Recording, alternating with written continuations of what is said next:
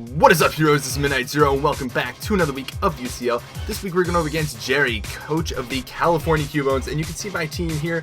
There's a lot of thought that went into it, as always.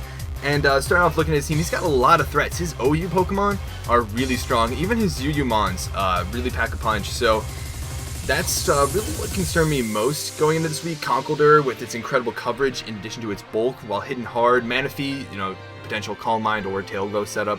Bisharp is just such an offensive powerhouse. Same goes for Mamoswine, Venomoth setups, Espeon, Magic Bounce preventing hazards and such. Aromatisse, the bulk, Rotom C,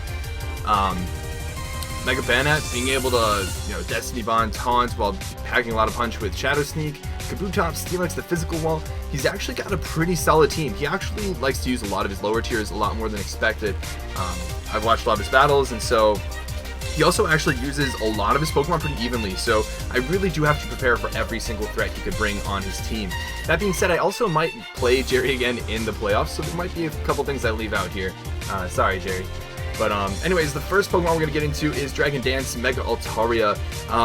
Mega Altaria can do a lot, especially at +1. Getting to +1 might be a little difficult, and it might rely on some reads. I generally think I have to play a lot more offensive against his team, which obviously can, go positively or negatively. I like being able to play safe, but I feel like his team is going to pressure me into playing a little bit more aggressively.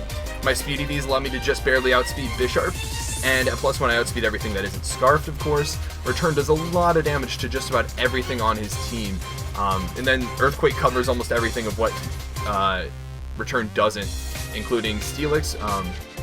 Wheezing is a little bit of a problem, but I do think I can set up on a couple of his Mons, like Driftblim. He likes to bring very non-standard, not standard Smogon sets too, so that makes things a little bit difficult. I have tracked and seen what he typically likes to run, so I'll be looking out for that. Next Mon is Choice Scarf Jirachi. We got Iron Head, Hard Stamp, U-Turn, and Healing Wish. Nothing out of the ordinary here. Just enough speed EVs to actually outspeed a Venomoth at +1, because I don't want that thing getting out of hand with a Quiver Dance. I'm also here to outspeed Sawsbuck, if it's Scarf, because he likes to bring Scarf Sawsbuck. And in general, Jirachi hits a lot on his team pretty hard. I do need to watch out for Bisharp. That's the main thing I need to watch out for. The next Pokemon is Heatran. Heatran definitely running a bulkier set with just enough special attack to OHKO Bisharp and Mamoswine with Flash Cannon. And in general, do a lot of damage to most of his team. This does a lot of damage to Venomoth. It can potentially burn Conkeldurr, of course, if he's not Guts and he's rather like Iron Fist or AV or something like that. It also hits Steelix really hard, which is really nice, and it hits Sawsbuck hard. Toxic and Stealth Rock are there, obviously to get up Stealth Rock, which will be really helpful in this match because a couple of his Mons are incredibly weak to it, or not incredibly weak, but enough to the point where I want to get damage to help set up for a sweep later on.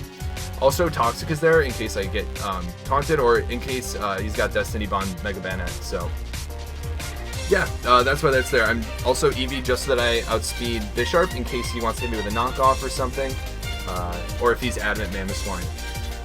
Next Mon is Suicune. I actually don't think Suicune is that great against his team, but it does play a key role in defeating a few of his Mons, especially depending on their item choices. But nothing out of the ordinary here. Crocoon. Suicune also might be a sack pretty early on, because if he brings a lot of offense, I'm going to need to sack Mons, because I just simply don't have the bulk to take on a lot of his offensive Mons. Next Pokemon is Hitmonlee. For the first time, we were running High Jump Kick because at some point in the game, it might be necessary to just go with that much power. Stone Edge is there for Mons that resist High Jump Kick, and Knockoff is there for general getting rid of items, which are incredibly helpful for a lot of his team, especially like AV Conk, or even a Focus Sash on Venomoth. And Knock is also there for Espeon. It OHKOs Espeon while 2-hit KOing Mega Banette. So, yeah, that's why that's there. And lastly, we have Salamence, Lumberry, Moxie, Dragon Dance Salamence. Setting up for a sweep late game. Need to get rid of Priority, of course, first. But this can definitely put a dent in his team. And after getting to +1, outspeeds almost everything on his team. This is also a late game Venomoth check, in that it outspeeds it at +1. If it's also a +1. It's a switch into Venomoth. I guess that's the best way to put it. So yeah, that's the team. Overall, his team is really threatening, and I'm going to do my best to win, of course, like always. Actually, if I lose this match, I could end up playing Sam, who I'm actually slightly more comfortable playing against than Jerry in the playoffs, who has just recently clinched a playoff spot. But I'm not going to sandbag. But yeah, I'm interested to see what he brings. He likes to bring hard counter Pokemon, so he's definitely done a lot of preparation. I know he's had a team for me for 4 or 5 days or so now, but it should be a good battle. It should be a good battle. But until that battle, this has been Midnight Zero, and this mission is complete.